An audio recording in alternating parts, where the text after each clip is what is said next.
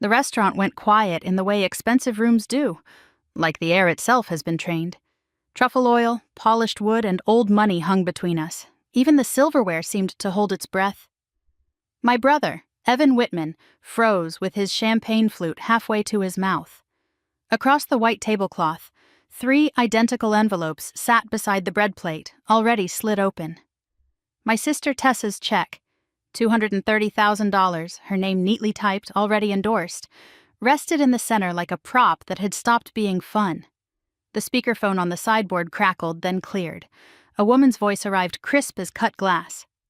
"Mr. Whitman, this is Denise Park with Seaview Title. We've attempted to reach Miss Whitman for 3 days. The deed shows clear ownership. You submitted documents claiming power of attorney. We need to verify this immediately, or we are obligated to report potential fraud to local authorities." My mother's face drained as if someone had unplugged her. My father set his wine down with delicate care, like sound might shatter it. Tessa blinked fast, staring at her check the way you stare at a stain that might be permanent. I didn't blink at all. I'd been watching this happen for 6 weeks. Evan had discovered the beach house 4 months earlier. I'd never mentioned it to anyone. Why would I? For 8 years, my family had treated my real estate portfolio like a string of lucky coins I kept finding on sidewalks. When I walked away from corporate law, $285,000 a year, partnerships dangling like bait, my father told me I was throwing away a real career to play landlord. The house in Oceanside wasn't luck. It was a calculated grab during the 2019 dip, a tired, salt-stained place 2 blocks from the water that I bought outright, then rebuilt slowly, permits filed, receipts scanned, timelines logged. Summers booked at a weekly rate that made the numbers sing, winters steady enough to keep the lights on without touching principal. Quiet work. My work. Evan learned about it because a coworker mentioned a Whitman beach house in passing, laughing about the outdoor shower and the view. He called me like I'd stolen something from him. "You own a beach house?" he demanded. "Yes." "And you never told us?" I kept my voice flat. "Why would I?" He hung up, and in the silence that followed, something in me took notes. 3 weeks after our call, my property monitoring app pinged while I was reviewing lease renewals. Motion at 4737 Seabreeze Drive. Lockbox code used. I told myself it was the cleaner, until the next alert arrived. Front door opened. I pulled up the feed. Evan stood in my foyer with a woman in a blazer and heels, a realtor's clipboard under her arm. He toured my rooms like he owned the air, pointing at the new windows, the widened deck, the light sliding across the oak floors. They talked about staging, timing, pricing it to move. I didn't call him. I didn't call the police. I watched. I took screenshots, saved the time-stamped clip, and wrote nothing to Evan. Silence, I'd learned, could be a mirror that forces confession itself eventually. Years ago, in a behavioral econ seminar, I learned a phrase that stuck: fraud cascade. People don't start with felonies. They start with small trespasses, a shared password, a borrowed pen, a lie that lands without consequence. If nothing happens, the line shifts. The next violation feels easier. Evan was testing me. Would I notice? Would I stop him? Would I make a scene? Instead, I opened what I privately called my ghost ledger. Not dollars, but cost. The price of being dismissed. The price of achievements reduced to luck. I'd been paying it for years, and the account was overdrawn. Then the cascade accelerated. Days after the walkthrough, I got another alert. A listing draft created under Evan's name. He'd found an attorney willing to draft a power of attorney based on his claim that I was incapacitated. The document described me as isolated, unstable, unable to manage assets. No call, no medical proof, just paper daring the world to contradict it.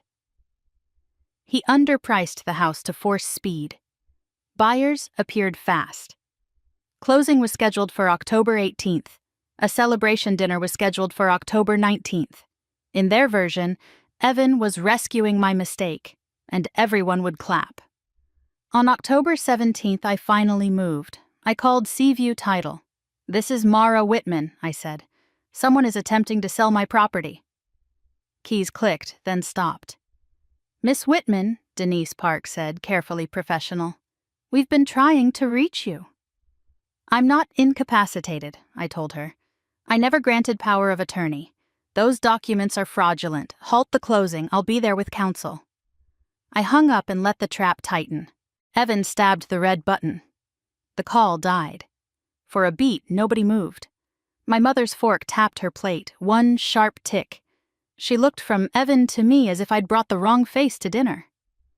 Mara, she said, what is she talking about? My father's voice came slower. Why would a title company say fraud? Tessa stared at her check, her signature on the back suddenly looking like evidence. I set my water down. Because he forged paperwork, I said. And because I called them yesterday. Evan tried for a laugh. It fell flat. You're panicking. The house was headed for foreclosure. I stepped in. I pulled out my phone and opened the folder. Here's the deed, I said, turning the screen. My name alone, stamped and recorded. Here are the taxes and utilities, paid. Insurance, paid. Rental deposits, mine. My father leaned in, eyes hunting for a loophole. My mother's hands hovered at her throat. I swiped. This is the power of attorney, Evans submitted. It claims I've been incapacitated for 18 months. It says I have diminished capacity and need management. Evan's jaw worked. You've been isolated, he said. You make weird choices. I swiped again. A still from my door camera filled the screen. October 2nd. Evan at my lockbox with a realtor beside him. The caption showed his voice. Price it at 2.3, it'll fly. Tessa's breath caught. 2.3 million? Under market, I said. By hundreds of thousands. She looked down at her check. This money, where did it come from? From his imagination, I said. He wrote checks against proceeds that don't exist. The sale never closed. When they bounce, your banks will flag it. My father picked up his check and turned it over twice, as if paper could become truth by inspection. My mother whispered, Evan. Evan shoved his chair back, eyes bright with rage and fear. You let me do it, he hissed. You watched. I documented, I said, standing. Seaview Title is reporting this. The buyers have counsel, and my attorney is ready. I walked out of the private room past waiters who didn't hear. Voices behind me. Mother crying, father demanding answers, Evan swearing I'd ruined him. Then I pushed through the front doors into October air that tasted like salt and consequence.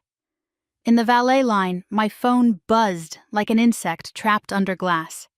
Evan, then my mother, then my father, over and over, their names stacking on the screen as if volume could rewrite reality.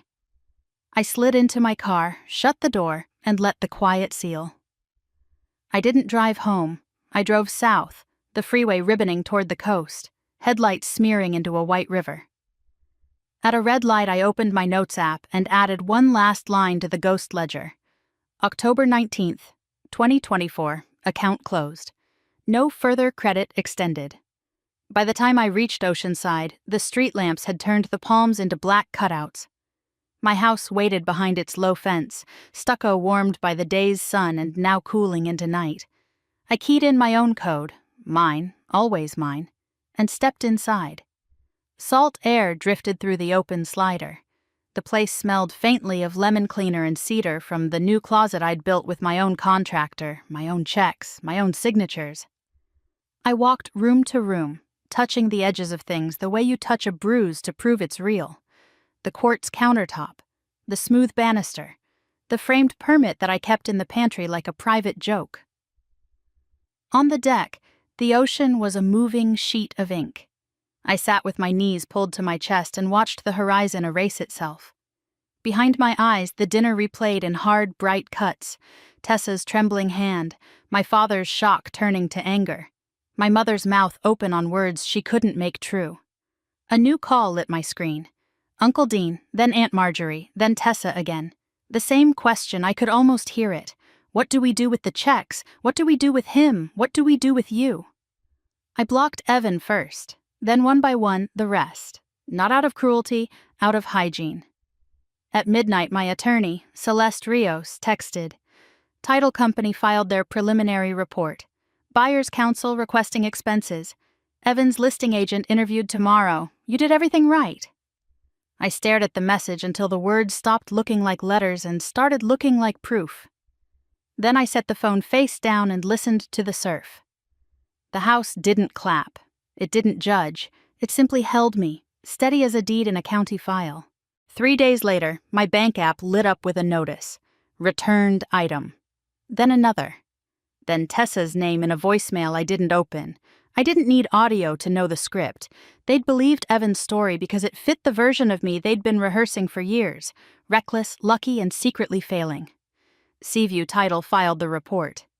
Celeste walked me through the sequence like a surgeon. Forged authority, attempted conveyance, check fraud stacked on top. The buyers, Riley and Nora Grant, newly transferred from Boston, sent a demand packet for their costs. Inspections they'd rushed, counsel they'd retained, a month of temporary housing while they waited on closing. Evan had promised speed and certainty. All he delivered was smoke. The district attorney's office called me once to confirm I was, in fact, alive, competent, and annoyed. I answered with calm facts and forwarded the footage. Evan's attorney, one he hired in a hurry with money he didn't have, asked if I'd consider resolving this as family. Celeste laughed softly and said, "No." Evan tried calling from an unknown number. When I picked up, there was breathing, then his voice, smaller than I remembered. "You could have stopped me." "I did," I said. "I stopped you the only way you ever take seriously." He started to argue, but what came out was a sobbing exhale. I hung up before I could feel anything that might become mercy. Weeks later, the lawyer who'd drafted the power of attorney was suspended, then disbarred. Evan settled with the Grants to avoid a public trial. His name is now a flag in county records. Every future transaction will trip alarms. 6 months after Monarch, a thick envelope arrived from my mother. 8 pages of apology, requests to start over, suggestions that time could sand this down. I read it once, filed it under documentation, and slid the drawer shut. This morning I walked the deck with coffee warming my palms and watched sunlight skate across the water. Bookings were stacked through 2026. I raised the summer rate. I bought another place, an oceanfront condo in La Jolla. Cash, clean, quiet. No one in my family knows. The ledger is closed. The silence at last belongs to me.